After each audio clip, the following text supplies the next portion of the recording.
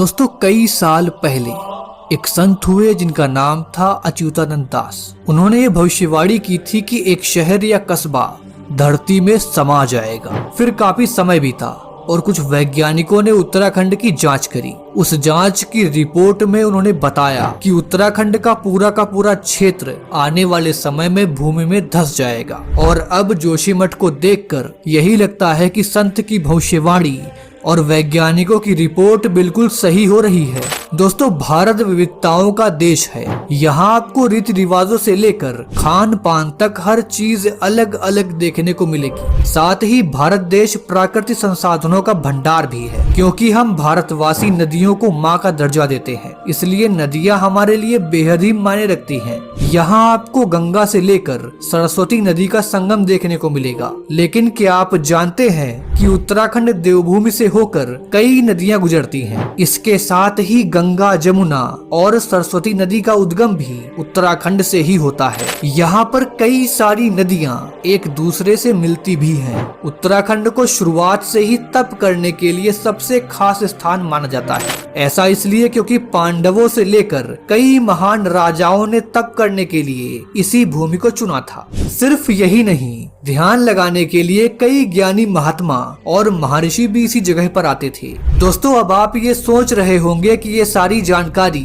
मैं आपको क्यों दे रहा हूँ। जैसा कि मैंने आपको वीडियो की स्टार्टिंग में ही बताया था कि जोशीमठ धरती में धंस रहा है। बात सिर्फ जोशीमठ की नहीं है, बल्कि इसके आसपास के जो भी इलाके हैं वे भी धरती में धंस रहे हैं। पूरे के पूरे पहाड़ दरक रहे हैं। अब आप ये समझ लीजिए कि संपूर्ण उत्तराखंड के नीचे एक ऐसा टाइम बॉम्ब फिट है जो कभी भी फट सकता है। ऐसे में क्या आप उत्तराखंड की खूबसूरती मंदिरों को दोबारा देख पाएंगे, जिसे आप तपोभूमि कहते हैं, जहां राजाओं ऋषि मुनियों ने तप किया था? क्या आप वहां दोबारा जा पाएंगे? जोशीमठ के लोग बहुत ज्यादा डरे हुए हैं। उनके पक्के घरों में दरारें आ गई हैं। कुछ मकान ढह गए तो कुछ मकानों को सरकार ने तोड़ने का आदेश दे दिया है। दोस्तों आपको 2013 में उत्तराखंड में आई आपदा याद होगी कि कैसे उत्तराखंड जलमग्न हो गया था, मानो भगवान शिव का त्रिनेत्र खुल गया हो। लोगों का मानना है कि उससे भी भयंकर प्रलय का सामना अब आने वाले समय में लोगों को करना पड़ सकता है, क्योंकि सरकार उत्तराखंड की देवी का अपमान कर रही है। तो दोस्तों आज की इस वीडियो में मैं आपको उत्तराखंड की रक्षक देवी का रहस्य बताऊंगा।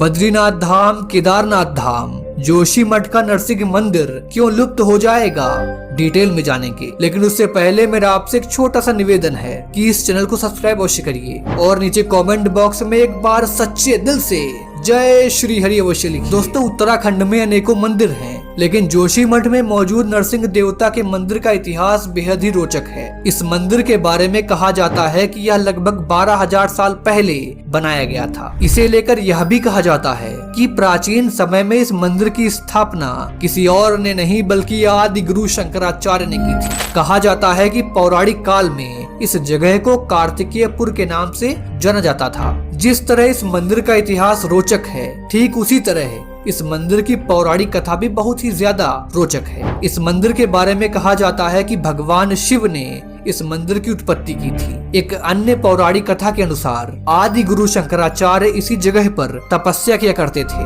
माना जाता है कि जब भगवान ने इस मंदिर की उत्पत्ति की थी, उसके बाद यहाँ आदि गुरु शंकराचार्य तपस्या करने लगे थे। मान्यता के अनुसार यह मंदिर आम लोगों के लिए बेहद ही खास है, क्योंकि यह मंदिर भविष्य में होने वाली घटनाओं को पहले ही बता देता है।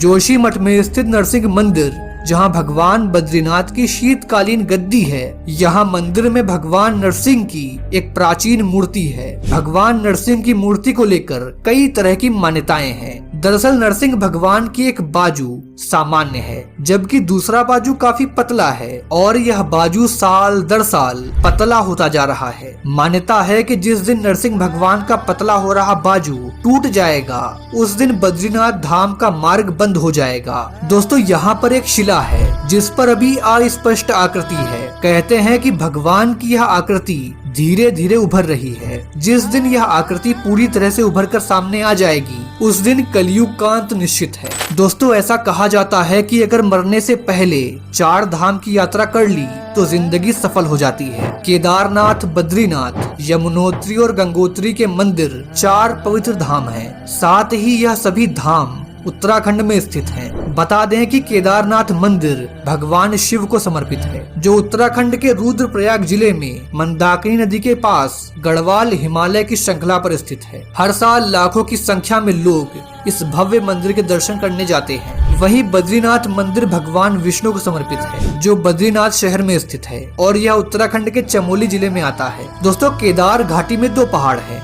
नर और नारायण। विष्णु के 24 अवतारों में से एक नर और नारायण ऋषि की यह तपोभूमि है। उनके तप से प्रसन्न होकर केदारनाथ में भगवान शिव प्रकट हुए थे। कहते हैं कि जिस दिन नर नारायण पर्वत एक हो जाएंगे, उस दिन बद्रीनाथ धाम और केदारनाथ धाम जाने का रास्ता बंद हो जाएगा। भगवान बद्रीनाथ के भक्त भगवान बद्रीनाथ के दर्शन उस मंदिर में नहीं कर पाएंगे जहाँ वर्तमान में वे दर्शन करते हैं, क्योंकि नर नारायण पर्वत के मिल जाने से बद्रीनाथ धाम लुप्त हो जाएगा। इसके बाद भगवान बद्रीनाथ के दर्शन भक्तों को भविष्य बद्री में मिल सकेंगे। दोस्तों, क्या आपको पता है कि उत्तराखंड में एक ऐसी देवी माता की पूजा की जाती है जो हमारे चारों धामों की रक्षा करती हैं। कहते हैं कि यदि माता रक्षा नहीं करेंगी तो चारों धामों का अस्तित्व खत्म हो जाएगा। दोस्तों, माता का मंदिर अलकनंदा नदी के बीचों बीच स्थापित है और मंदिर में विराजमान है माँ धारा देवी। यह मंदिर उत्तराखंड का बेहद ही प्रसिद्ध मंदिर है। माता धारा देवी के चमत्कारों को आज तक कोई भी समझ नहीं पाया। आपको बता दें कि साल 2013 में उत्तराखंड में आई महाप्रलय को लोग माता धारा देवी के गुस्से से जोड़ते हैं। वहाँ एक धारी देवी का मंदिर है। उत्तराखंड की रक्षक कहा जाता है उनको। उत्तराखंड की रक्षक देवी धारी देवी। उन धारी देवी के ऊपर भी एक विद्युत परियोजना चल रही है, जिसमें धारी देवी को जलमग्न करने की योजना थी। दरअसल यहाँ 16 जून 2013 में श्रीनगर में एक हाइड्रिल पावर प्रोजेक्ट के लिए रास्ता बनाने के लिए जन कल्याणकारी माता धारा देवी की मूर्ति को मूल स्थान से शिफ्ट कर दिया गया था, जिसके बाद उत्तराखंड के केदारनाथ में एक भारी तबाही आई, जिसमें हजारों जिंदगियां नष्ट हो गयी। दोस्तों, धारी गांव की कुलदेवी माँ धारा देवी है। गांव के निवासियों का मानना है कि सरकार 28 तारीख को फिर से मंदिर शिफ्ट कर रही है, मूर्ति विस्थापित कर रही है। लोगों को डर है कि एक बार फिर से माता के क्रोध का सामना पूरे उत्तराखंड वासियों को करना पड़ सकता है। जोशीमठ तो बस तूफान के पहले की शांति है। तो मित्रों, आपको हमारा आज का ये वीडियो कैसा लगा नीचे कमेंट बॉक्स में जरूर बताइए। चैनल पर नए आए हैं तो इसे सब्सक्राइब करिए। खैर, मिलते हैं आपसे किसी नई वीडियो में किसी नए टॉपिक के साथ।